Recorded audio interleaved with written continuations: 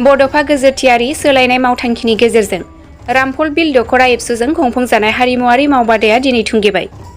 क'क्राझार जिल्ला एबसुनि सिङाव थानाय गुबुन गुबुन दख'राफोर बायदिनो रामफल बिल दख'रा एबसुजों लोगोसे रामफल बिल ओनसोलनि गुबुन गुबुन आफादफोर खौसेयै लोगो नांनानै थांनाय 1 एप्रिलनिफ्राय जागायनानै दिनैसिम गासै 9 साननि हाबाफारिजों रामफल बिल दख'रा एबसुनो सिङाव थानाय सुजित नार्जारी गोसोखां रायजोआरि नब्लाङाव मोनसे हारिमुवारि मावबादा खुंफुंनाय जादोंमोन।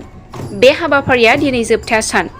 गुबैयै बे हारिमु मावबादायाव आथिखालनि लाइमोनफोरनो बर'नि दोरोङारि दामजु खाम दामनाय, सिफुं सुनाय, सेरजा हुनाय आरो बैसागु, बागुरुम्बा मोसानाय बायदिफोरनि फोरोंथायखौ होनाय जादोंमोन।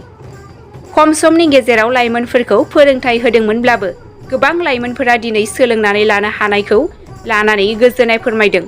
रामफल बिल दख'रा एबसुनि आफादगिरि जहर ब्रह्म बिथाङा आरो दिनै बे जोबथा सानाव गाहाय आलासि महरै बाहागो लानो हादोंमोन।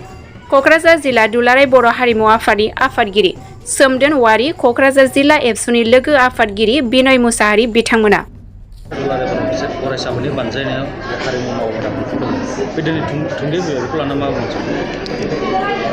गिबियावनो मिडिया नोंथांमोननिसिम क'क्राझार जिल्ला दुलाराय बर' हारिमु आफादनि जानानै गाहाम हामलायथि बावहरग्रोबाय। लोगोसेयैनो फैगौ बैसागुनिबो गाहाम हामलायथि बावहरग्रोनाय थाहरबाय। रामफल बिल दख'रा दुलाराय बर' फरायसा आफाद आरो रामफल बिल दख'रा दुलाराय बर' हारिमु आफाद आरो रामफल बिल दख'रा बैसागु खुंफुं आफाद आरो BCCA रामफल बिल, बे मोनब्रै आफादजों थांनाय 1 एप्रिलनिफ्रायनो बर'नि दोरोङारि मोसानाय बागुरुम्बा, बारदै सिख्ला, मोसाग्लांनाय, दावस्रि देलाय आरो बेजों लोगोसेहाय खाम, सेरजा, सिफुं दामनायनि फोरोंथाय मावबादा, बियो बर'नि दोरोङारि मोसानायखौ लानानै थांनाय 1 एप्रिलनिफ्रायनो दिनैहाय 9 सानसिमावहाय दिनै थुंगेफैबाय। दा बे थुंगेफैनायावहाय आंखौ दिनै बे गाहाय आलासि महरै हांख्रायनाय लेंहरनायनि थाखाय आङो बिथांमोननिसिम, बे आफादफोरनिसिम हामलायथिखौ बावहरबाय। जे दुलाराय बर' हारिमु आफाद हिसाबै बा बर'नि माहारि आफादफोर हिसाबै जोंहा मोनसे गेदेरथार आरो गिदिर थांखि दं। बे थांखियानो जाहैबाय जोंनि बर' हारिमुनि दोरोङारि मोसानायखौ जों बुहुमाव बोरैहाय जों गेरेमसा खालामलांनो हायो, बेजों लोगोसेहाय बुहुमाव जोंनि हारिमुखौ समायना रमायना रंगिना संगिना हारिमुखौ जों बुहुमाव दिन्थिफुंनानै गेदेरथार थांखिजोंनो बेजों लोगोसेहाय जोंनि बर'नि गामियाव खाम, सेरजा, सिफुंनि जथानि रिंखांनाया माबोरैहाय गोमफैफिनगोन, बिनि उद्देश्यखौ लानानैनो जोंनि बर'नि हारिमुवारि आफादफोरनिजों लोगोसेहाय जातीय आफादफोरनि मावनायनि बे गुबै उद्देश्यनि थांखियानो जाहैबाय बे मावबादानि गेजेरजों जों हारिमुवारि सांग्रांथि आरो फेहेरनायखौ लाबोनाय आरो बेखिनि। दिनैहाय बेहाय आं नुनो मोनदों जे 100निबो फरायसाफ्रा बेहाय बाहागो लानो हादों आरो जोंहा मोनसे गेदेरथार थांखि दङ।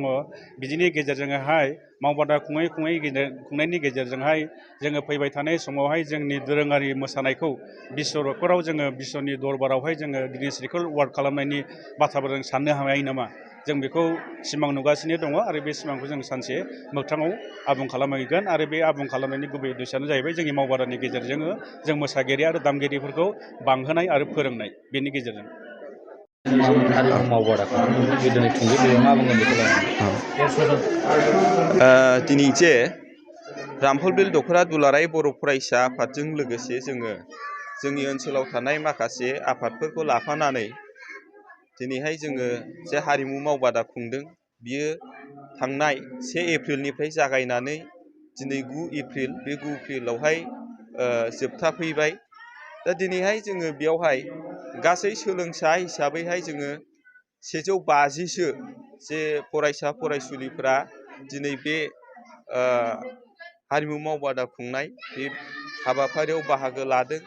दा दिनैहाय जोङो एसे आगोलावहाय जोङो नायबाय जे जोंनि फोरोंनाया बेसेबां साक्सेसफुल जाखो।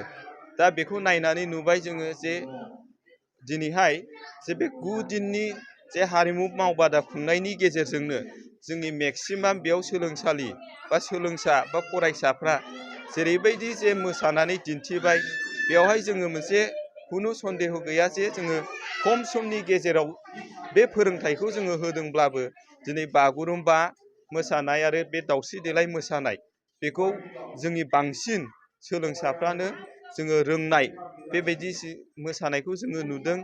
आरो खाम दामनायावबो जोङो बेबायदिनो नुदों। बाखिखिनि बे एसे उन्दै गथ'फ्रा बिसोरो एसे माने मानसियाबो उन्दै नालाय बे हिसाबैहाय एसे मोसानाय आरो नैबे दामनायफ्राव एसे खम जानाय बे जिनिसखौ जोङो एसेल' नुदों। थेवबो जोङो दिनै 150 जननि गेजेराव बांसिन सोलोंसालिफ्रानो माने पारफेक्ट जे जिनिसखौ जेरै मोसानाय, खाम दामनाय, सिफुं सुनाय आरो बे सेरजा माने हुनाय बे जिनिसखौहाय दिनै जोङो माने मेक्सिमाम बांसिनखौनो जोङो बिराद माने जाफुंसारनाय बे जिनिसखौहाय जोङो दिनै मोनदों आरोखि।